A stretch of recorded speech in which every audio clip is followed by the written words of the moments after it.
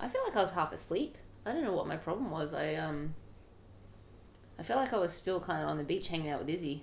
I didn't have my mind right for the race because I sort of, well, I made one of the biggest rookie errors in not going out and warming up and properly looking at the course to see like where to sight. So in a swim like that, you really want to go out and like find your sight lines. So what on the horizon are you going to be looking at, especially when it's really choppy like that? I had no idea. I went out there. I didn't even know where the turn buoys were. I was like freaking rookie, and then well, my first 3 steps down the beach, I almost fell over as well. So I wasn't like, like switched on. I almost fell on my face running into the water, which usually never happens to me. And immediately my kind of thought was that maybe I could hang with Anya Baranek because I've swum with her maybe once before in Roth in a wetsuit swim, and she was just a little bit ahead of me out of the water, but I pretty much kept up. And so it was basically 2 really fast swimmers, and then Anya, and then other girls were not as strong, and so I was kind of going to be in no man's land if I couldn't keep up with Anya for a little bit. So I knew that, but I don't know, in the first 10 strokes they were gone, and I'm like, all right, gotta get going now. 3 of them? 3 girls, yeah. Teresa, Lauren, which I knew would happen, but Anya was gone too. Mm-hmm. And then and it was really a choppy swim. It was kind of a horrendous swim. Not fun at all because you really couldn't get into a rhythm. You couldn't see anything.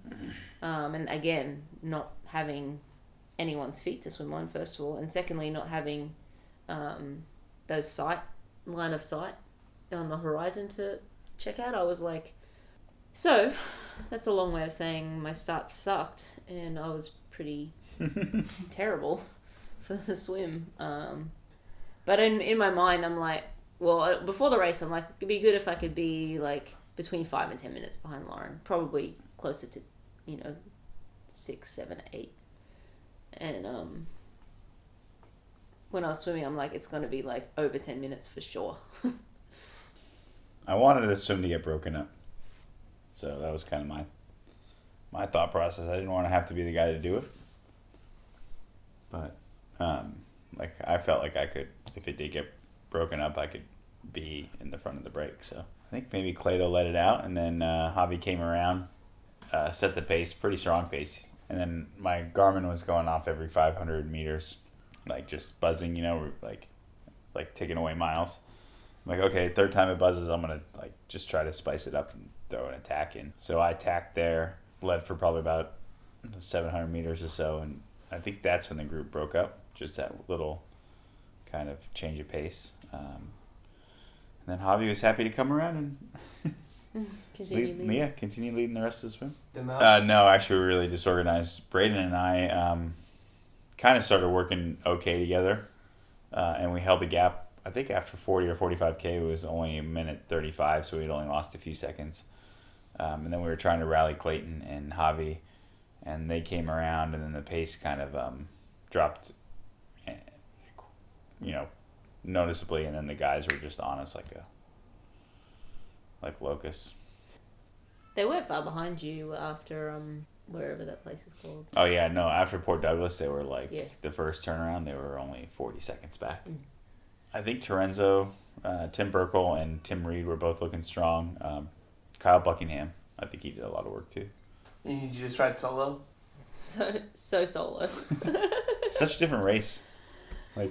The whole day. I think there's a couple of age group guys that got out right behind me because as I was coming into transition, I was kind of listening to who they were calling, and age group guy must have just swum onto my feet. The only age group guy who caught me went straight past me, and that was on the way back to home between the far turnaround and Palm Cove. He went past me, so that's the only age group guy I saw, which was good actually.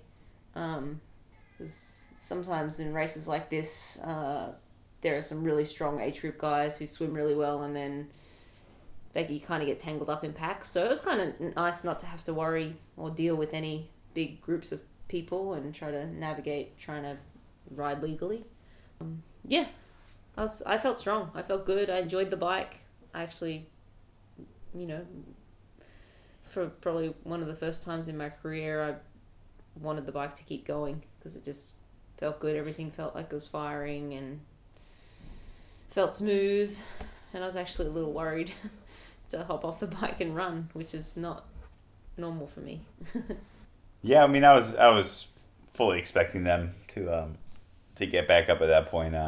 You get a little frustrated. It's a bit of a missed opportunity when you have a big gap like that. But there's so many good guys in that second pack that it would have taken a lot of work to keep them away because they were pretty hard charged to get up to the front, especially with Gomez being up there.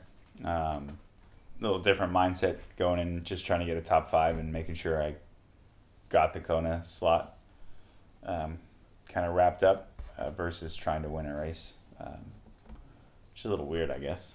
It was really weird every time you put a big effort and you break away. A couple guys just slowly reel everybody in. So the dynamics of the bike were really weird. No one wanted to do the work, but everybody wanted to close gaps. So you had a lot of guys that were strong enough to close gaps, but maybe we're a little worried about working too hard. I actually thought I was only 6 minutes behind the lead coming back into town. I didn't. I thought that Lauren was riding with Teresa because that's what I heard earlier in the race, like at Rex's Lookout, which is probably 50k from the finish. I assumed that they were riding together, that Teresa had caught Lauren and her were riding together, and that was the only split I had behind them. And even when I went past Anya Baranek, I said, how far ahead are they? And she said 6 minutes. Coming onto the run, I didn't know how I would run. I haven't been running great yet this year, and as I've mentioned, I haven't really done the run mileage just yet, but I figured 6 minutes was achievable. And I started out the run, and I was hopping off the bike, and I heard them say 10 minutes, and I'm like, what? 10 minutes 10 to minutes. who? And so, that was kind of the first I heard that she was further up the road. Felt great, actually.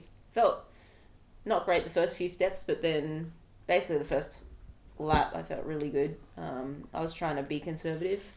It's kind of been a slow build up, so and I'm riding a really smart well. build up. Don't call it a slow build up. It's a smart build up. Hopefully, A smart build up to October. Well, we can say that after October. Okay, fair enough. Yeah, we Fair can't enough. say that yet. Yeah. Right now, we can just call it a slow build up. Yeah. And It's on simmer right now. it's on It's medium. just a crock pot. And the second 2 laps were pretty hard. They did not feel good. So, got some work to do. But I was actually I thought I'd run like a 3:10 marathon. I'm like, I'm going to have such a slow time. And then I was really surprised to see it was just over 3 hours. So that's really encouraging when you completely blow and feel like you're just jogging to then still run a 3:03. I find that really encouraging. So if I could actually run the whole way, which is going to be the goal in Kona, then I should be back to my old ways, hopefully. I had a break from running, not as long as Rennie obviously had. So I knew, my longest run since Kona last year, I think, was 18 miles. So that was just recently. So I knew I was a little bit behind the ball. But sometimes when you're fresh, you can actually pull out a decent run. So I think that's kind of my case. And ran out the first K like 3:30 with Braden. And he said to me, we're 3:30s, mate.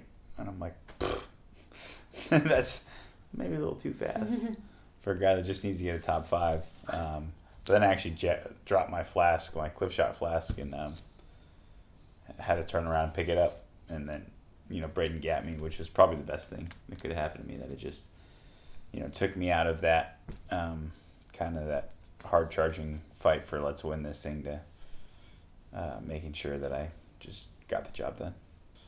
Yeah, it was still good. I ran a 2:46.0 for me, which is actually one of my better Ironman runs. So I was pretty happy to start the comeback with that. yeah, I was Do glad. a shoey? No. No. I don't want to do a shoey. Please don't make me do a Please shoe. no. I was just glad to be coming down the finish line. When you're like really suffering like that, I was just happy that it was kind of time to stop running. I think most people have that sensation at the end of an Ironman, like thank God it's over. I kind of had mixed feelings. I mean, I really wanted to try and win a race here in Australia, but I also recognize that this is my build up to Hawaii in October, and yeah, I'm not at that fitness level yet. So, I mean, the course record was broken, and I'm not at that level just yet. So, someone much better than me on the day beat me, and I can live with that. I can live with the effort that I put in. The only thing I'm really disappointed in is my swim start. Kind of my swim start and my mental preparation, like just in the moments before the race. I think I was just a little bit complacent and a little bit too relaxed. Did that scare you in the race? Like sometimes, like something like that will happen to me, and I'll be like, "Wow, I did not mentally prepare for this." Yeah, no, in the swim, like, I was like, "This is going to be a horrible day." Yeah. Like, just kind of you expose yourself, you know, like yeah. to you internally, but yeah. Oh, actually, yeah, I didn't do what I was supposed to do. Yeah. Yeah, I definitely felt that in the swim, but I like kind of preach this, and Siri preaches this, to try and like do the best in the moment.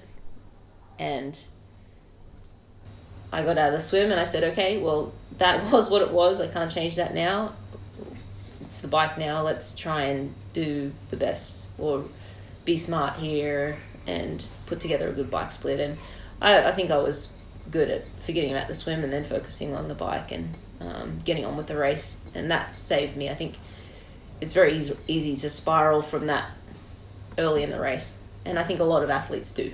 Yeah. And so, yeah, I mean, I think from having Siri as a coach for 10 years plus, she just hammers that into us. Like, okay, forget about the last moment. It's gone. It's happened. Focus on what you're doing right now and what you can do in the next moment, and let go of what has happened. And that's kind of what I did on the bike. And yeah, I mean, instead of having could have been a disastrous experience, it was really a nice experience getting on the bike and riding well, and then getting to that finish line second. So talk us through the shoey? How was all that when you crossed the finish line? it was epic. It was disgusting. I've never seen so many people pumped about A shoey. Shoey. We had people talking about it, like when we got on the boat today. The boat's like marketing director was so pumped talking about the shoey. It had floaties in it.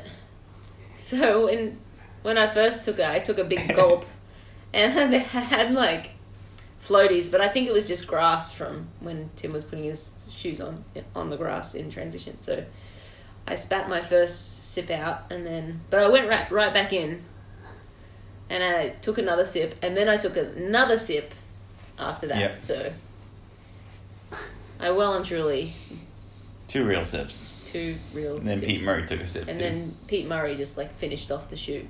Just chugged it. Size 11, chugged it right down. Okay. So we don't have a ton of time here in Cairns, unfortunately, because our good friends Mary Miller and Patrick McEwen are getting married on Friday, which we're stoked about. But we were able to have one day where we get to go out on the reef and do some snorkeling and a little scuba.